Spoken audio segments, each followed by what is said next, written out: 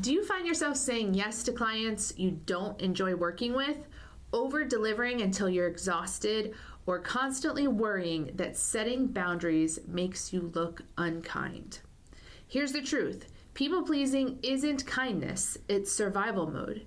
In this episode, we're unpacking how people-pleasing is rooted in the need for approval, how it leads to burnout in business, and how learning to say no isn't selfish, it's sustainable.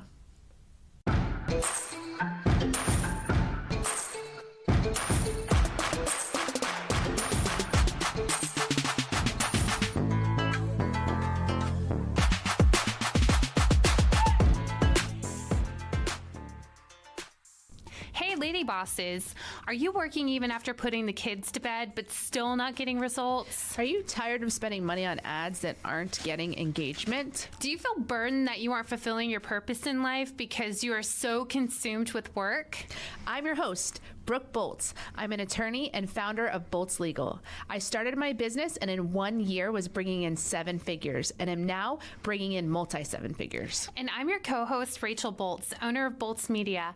I've helped many businesses build their online presence and increase their revenue through digital marketing. Want to hear how we did it? We are here to help you achieve your goals personally, professionally, and spiritually. So kick off your high heels, sit back, and let's ignite that passion. We're Miss Biz, where we're putting the Miss in biz. Let's get biz done. People-pleasing is something that a lot of entrepreneurs struggle with. It starts long before business ownership. It's actually the child who learned that love has conditions, the teen who realized that staying quiet kept the peace, and the adult who equates approval with safety. Research backs this up. In fact, psychologists estimate that up to 85% of people pleasers develop this behavior in response to early emotional neglect, criticism, or inconsistent affection. In business, this conditioning turns into chronic over-delivery, underpricing, and exhaustion, all in the name of keeping everyone happy. But the truth is, you're not selfish for setting boundaries, you're sustainable. I think for me, people-pleasing I think I was born a people-pleaser in the sense that I really always wanted to have the approval of my parents. I remember my 5-year-old, when he was younger, would just always be seeking that affirmation that he was a good boy. Am I a good boy? Am I a good boy? And he just always wanted to know that he was a good boy. And so he was wanting that affirmation even at, 2 and 3 years old. And then I think where it gets the most intense in the adolescent journey is when you're like middle school age and you start being so concerned about your peers and what's cool and what's not cool, and you got to have this brand or you've got to have that or you're going to be made fun of. And so we just are so consumed with, I think a lot of people lose themselves in those adolescent years because they can't be true to who their actual personality is, and they're trying to be what's cool or what they think their peers will be attracted to. I think there's also a fine line between serving and people-pleasing too, because I know growing up, even as a child, like I really loved to serve others. I would ask my parents when I was young to go over to some of the widows' houses and play piano for them or help them clean or just spend time with them because seeing them smile made me happy. But I think that even that can kind of turn into like that people-pleasing addiction where you just truly value others above your own, which is what you're supposed to do. But there also has to be those healthy boundaries in place where you're looking out for your own health as well. Yeah. So people-pleasing is a learned survival strategy. When love or safety felt conditional, your brain adapted. If I make everyone happy, I'll be safe. It's not weakness, it's wiring. The nervous system literally associates conflict with danger, activating the same stress response as physical threat. That's why saying no can make your heart race or your stomach drop. Your body's been trained to keep you in approval mode. Yeah, I mean, that's something that I struggled with, was saying no for a long time. I always wanted to go above and beyond and to help others, but you just learn after a while that there are some things you have to know your limitations, Right. and what you're willing to accept, and what you're not willing to accept. Yeah. So in entrepreneurship, people pleasing disguises itself as good customer service, but it's really fear wearing a friendly smile. Saying yes to every opportunity, even bad fit clients, undercharging or giving discounts you can't afford, answering emails at midnight because you don't want to seem unavailable, or over delivering so much that you burn out. A 2023 business survey showed that 64% of entrepreneurs admit to taking on projects that they didn't want to out of fear of disappointing someone. And that's not strategy, that's survival. Yeah. I mean, I think I do this pretty regularly where I'm just, what's coming to mind is there was a client a couple weeks ago who had already agreed to accept a settlement, and then started calling the office demanding a fee reduction.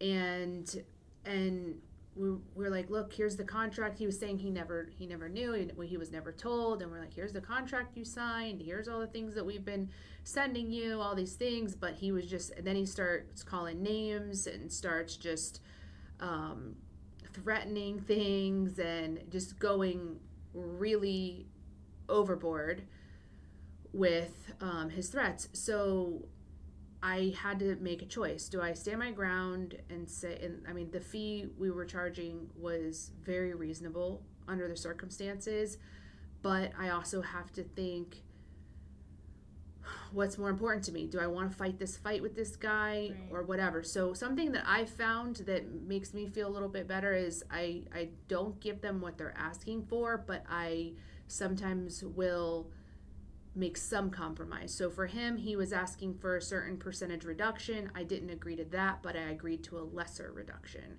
And that he seemed to be okay with that because he felt like he got something. Mm-hmm. Wasn't as much as he wanted, but he got something, and so he stopped with the threats and the harassing, name calling, etc. And I felt okay because he was good, Mm-hmm. and so I my point is that sometimes that can be a strategy. Rather than just giving in, try to come up with something that is a small concession, but not something that is just giving in. Yeah, I really like that. That's great advice. When it comes to social media, sometimes having a scheduling tool can be extremely helpful, but with so many different options, it's difficult to determine which one is best for your needs as well as your budget. That's why we created the Social Media Planner Comparison Chart. Then you can look at all the different options and choose the one that's best for you. For your free copy, visit missbiz.com/contact and simply type into the subject line Social Media Comparison Chart. So some real life examples and celebrity stories of people who have dealt with this. One of them is Selena Gomez. She's spoken about her years of trying to please everyone, fans, managers, friends, until it wrecked her mental health. Her healing began when she started saying no and prioritizing peace. Another is Adele. Adele said that early in her career, she said yes to every interview and collaboration because she feared rejection. She later realized that setting boundaries actually made her music and her life better. Just a little side note, did you know that Adele actually has really bad stage fright? I did not know that. Yes. So she actually is petrified of going on stage, or at least she used to be. I saw some video of her talking about it, and how like when she goes out on stage she just like trembles in fear, and then when she comes out she just has to like isolate herself for a while, which is crazy because you think of like a huge worldwide performer like Adele, Right. and still going through like that kind of struggle. Yeah. So here's what people pleasing really costs. It costs your time. You spend hours doing unpaid work to prove your worth or to make someone happy. It costs your energy. You're drained because your nervous system is in constant alert mode. It costs your creativity. When you're focused on others' approval, your own ideas shrink. And it costs your confidence because you start doubting your instincts because you're tuned to external validation. Studies showed that chronic people pleasers experience 40% higher burnout rates than those who maintain healthy boundaries. And burnout doesn't just steal joy, it kills innovation. And I'm sure it like creates a whole bunch of stress, and with that comes additional problems. Right. So here's how to break the cycle. First is like so many things, it's just shifting your mindset. So you have to reframe boundaries as bridges, not walls. So boundaries protect your best self so that you can serve others better. You know what my business coach has me doing is he has me putting down like the things that I am not going to accept, like my boundaries, and then like on the other line item, like my course of action. So if this happens, this is what I'm going to do, and if that happens, and this is what I'm going to do, and this is where I'm going to funnel them. So that might be a good activity to incorporate. Yeah, so before the challenge even arises, you have a plan in place so that when it comes, you know exactly what to do and you're not getting anxious about being uncertain on how to deal with it. I like that. So another mindset shift is to redefine kindness. True kindness includes honesty, even when it disappoints others. So kindness isn't always just giving of yourself until you are exhausted. It can be, telling the brutal truth, but this is where also your influence mastery comes in, because I feel like there are ways that you can have any conversation, no matter how difficult it may seem, but still do it from a kind, loving perspective, and still have difficult conversations in a respectful, uncontroversial way. Yeah, agreed. Also, you can remind yourself that disappointment does not equal danger. When you say no, you're not unsafe, you're being authentic. And I think that this one is truly key, because not every client is a good client or a good fit. Not every project is going to be a great fit either. Even if you have the skills, qualities, and capabilities to do it, if it's low-hanging fruit, then it might not be in your best interest. Maybe it would be better to refer that one out. Or maybe if it's something that you could learn how to do, but you're not actively performing that kind of work, then again, also something good to sub out. Yeah.